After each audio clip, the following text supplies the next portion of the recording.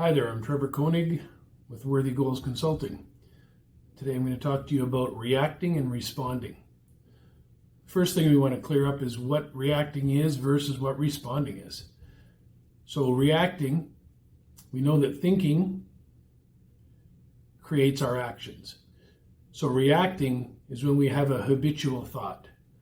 So it's firmly entrenched in our habit, and when something happens, we act. There's no thought required, we just do. So if you're going to step out on the street and out of the corner of the eye you see a car coming, you don't have to think about the car. You've known for your whole life to watch out for cars. As soon as you see it out of the corner of the eye, you react. Your body jumps backward. Now that's a perfect time for a reaction. It saves your life. Now the flip side of that coin is you may be driving your car down the road and somebody cuts you off. And your whole life, you've probably witnessed other people getting upset when they've been cut off. Maybe your parents would rant and rave if somebody cut them off. So your habitual thinking about being cut off is that's a bad thing. And you're going to react because that is how we're trained, if you will. So somebody cuts you off, you start yelling and screaming, nothing's really happened, but you lose your cool entirely. So in the first case, reacting might have saved your life. In the second case, reacting is certainly not the behavior you want. The next thing you know, you're in a road rage situation and your life's going sideways. So the idea being that any habitual thought, anything we've accepted as true and then reinforced into our subconscious, will react when that's triggered. So the idea being reacting requires no thinking. Now responding is the opposite. Responding is when we think before we act.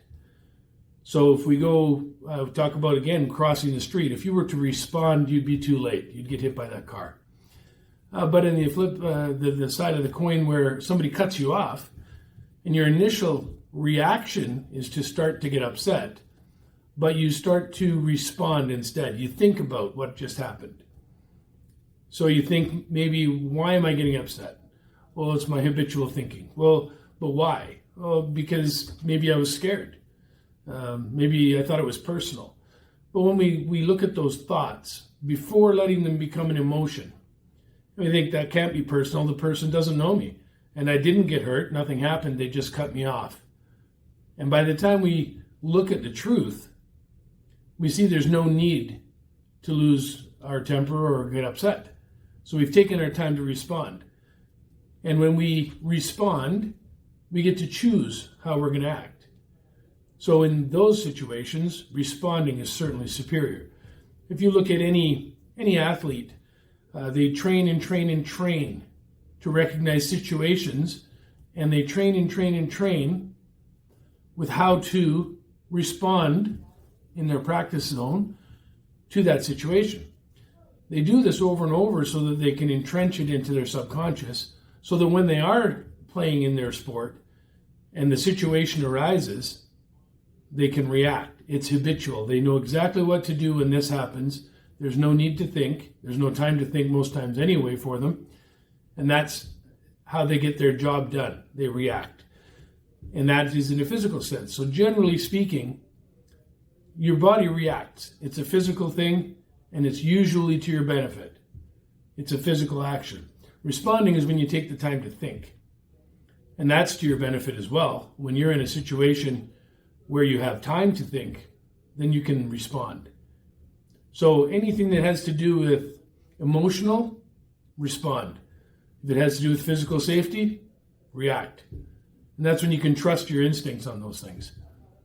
So if you're going to ask whether responding or reacting, which is better, well, it depends on your situation.